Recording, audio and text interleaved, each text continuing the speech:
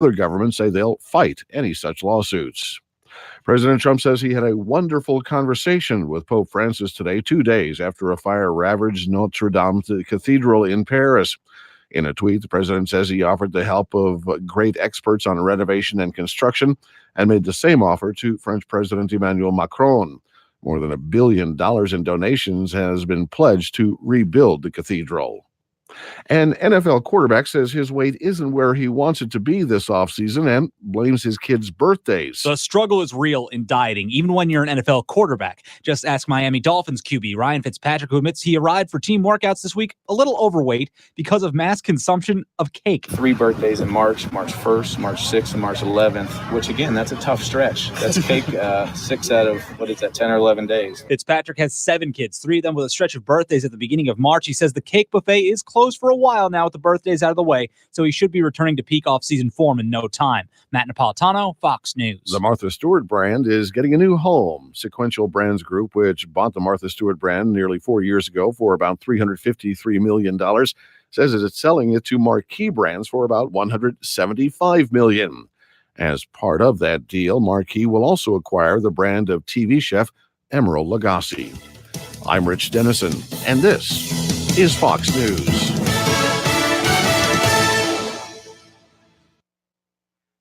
Your news, your town, your station. KVFD News when it breaks.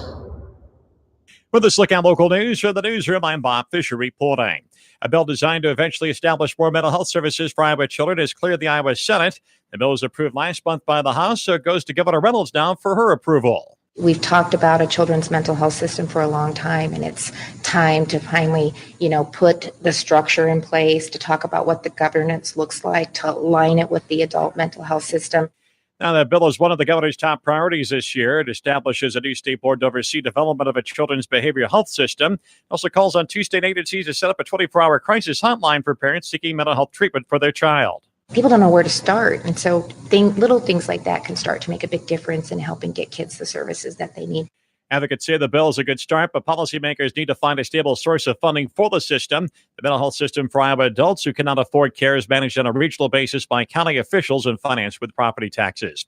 Governor Reynolds says she's willing to consider a bill that would raise the age for buying tobacco and other nicotine products to 21. We need to continue to do everything we can to fight addiction in any form. And so, I'll wait and see what it looks like in its final form, but I think it's a conversation that we need to have.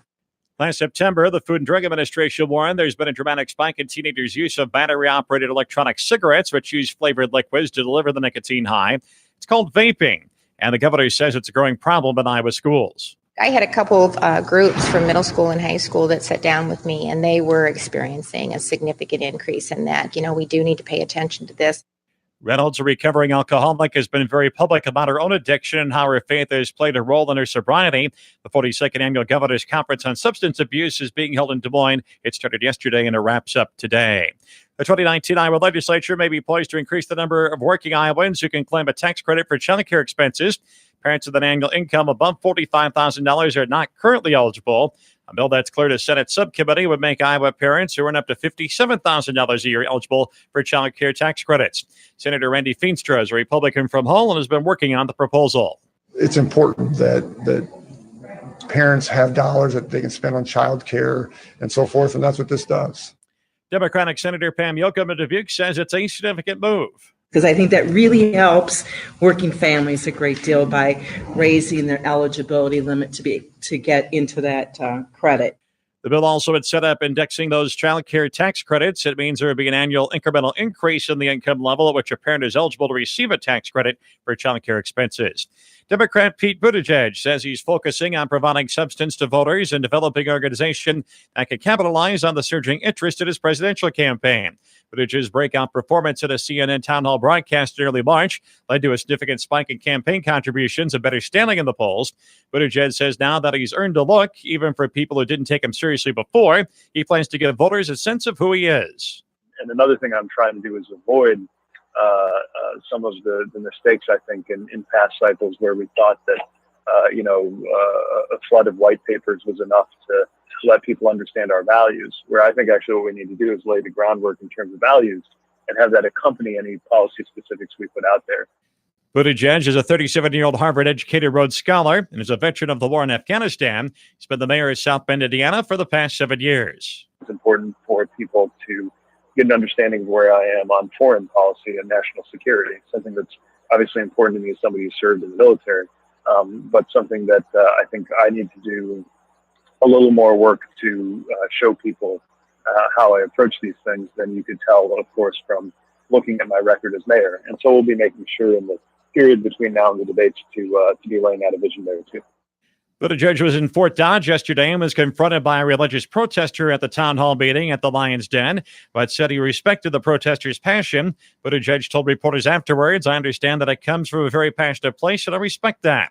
After the openly gay mayor of South Bend, Indiana, spoke about the need for marriage equality, the protester stood up and shouted, "You betray your baptism." He was then escorted out. Buttigieg joked to the crowd, "Coffee after church gets a little rowdy sometimes." Buttigieg says that we're so dug in, so in such passionate ways, that I respect that too. And he says that gentleman believes that what he is doing is in line with the will of the Creator. He says, "I do it differently. We ought to be able to do it differently." That's a look at local news from the newsroom. I'm Bob Fisher reporting. Here's the AM 1400 KV.